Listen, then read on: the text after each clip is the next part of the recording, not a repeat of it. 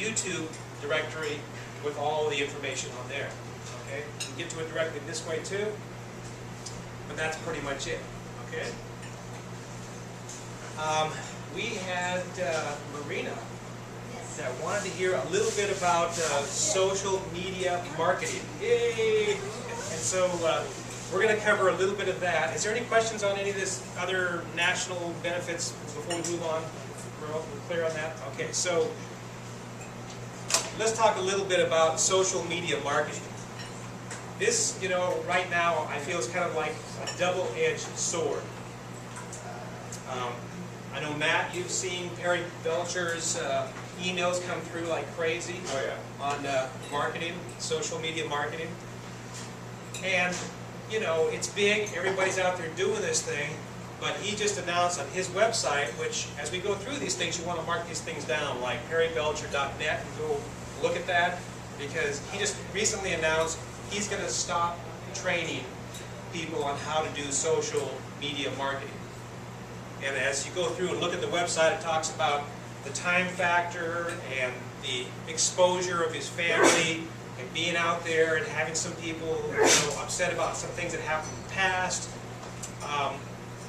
So when I say it's a double-edged sword, yes, you know social media marketing is working and people are making money doing it. It's a way of getting your message out there and getting people to respond, letting them know that you're there to help them out. But at the same time, it's kind of like, you know, a reality show. You're putting your life out there in front of everybody. It's like John and Kate plus 8. You know, I've been telling my wife for the last 6 months this is going to end up being John and Kate on Section 8 by the time they're done, because, you know, it can take a lot of time. It's like anything else. If you don't manage it properly, you're going to spend a whole lot of time doing this and get no return. And so here, there's a whole lot of time being spent where, you know, his wife saying, hey, we're going to divorce if I don't ever see you again, you know. So it really does take some management of your time, because you can get hooked into this and be there talking to people all day long and just having a great social time, but not really doing any business. So I would say, you know, get into his website, find out who he's kind of passing the training on to. There's a lot of links back to this information for social media marketing. Obviously, Facebook is a big one. That's a place that you want to be and start putting information out. He talks about how to present yourself on some of these different markets, about not just getting out there and telling people, hey, buy, buy, buy. You know, it's really, you want to develop a relationship like you were at a party.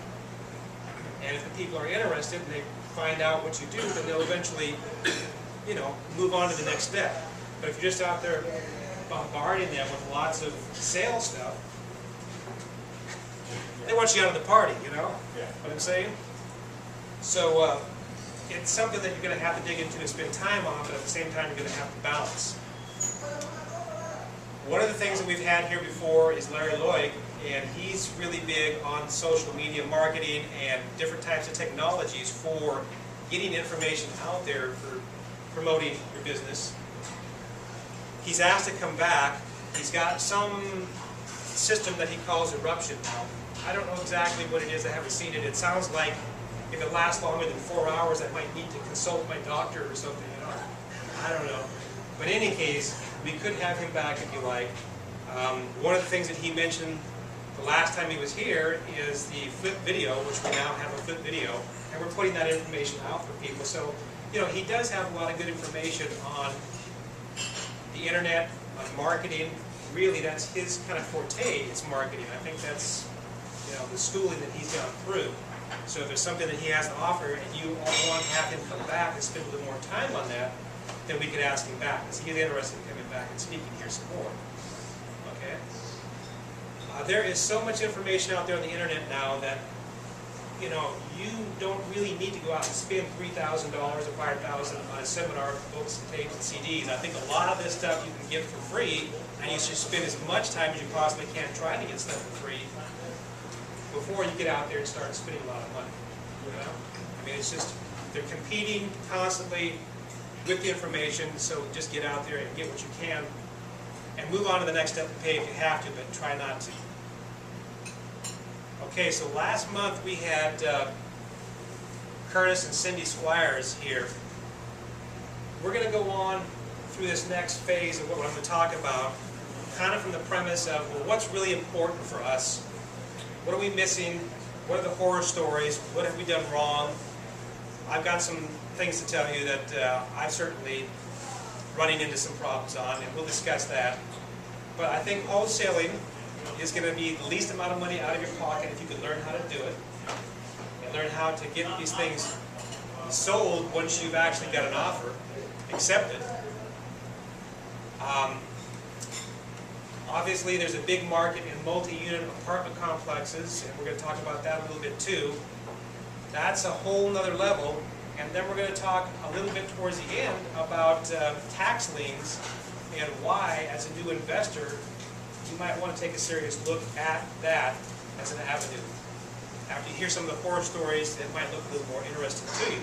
Is there anybody here that has spent much time on Curtis and Cindy Squires' videos and communicating with them with the wholesaling to get a sense of what's going on? Okay, Dean, would you like to give us a little experience where you're at with that and kind of how it feels at this point in time? I haven't actually contacted them or tried to work with them at all, but I've been following their videos and such. And you know, it's a good avenue. I had bought the REIA Rockstar program also, and so I kind of got a foundation of wholesaling from them. And then with these guys, you know, I'd definitely like to get involved with them, but I'm not ready to do that at this point. I'm still working on the short sale stuff. Okay. But I believe they have a good program. And who is the REO Rockstar? Preston Ely. Preston, he calls himself Disco Dan? Right. Right, okay. Yeah, so he's out there a lot, and I think that that's something to be looking at seriously as well. I think that Andrew has been spending a lot of time putting out requests. Why don't you give us a little bit of a rundown of what you've been doing, Andrew, on the wholesaling side? I've been mostly looking around here at Ventura, Oxnard, Santa Paula, down in the valley. And my experience in the last 6 weeks, 2 months, is the banks, what they're putting out there, is not very far below what comps are, and they're not taking offers. There seems to be a lot of competition. People are taking stuff, you know, and what banks are offering for them, you can't do anything with. And there's the occasional one that comes up. But I don't know if anybody else is having different experiences on it. How many offers have you put out? In the last 3 weeks, about 35.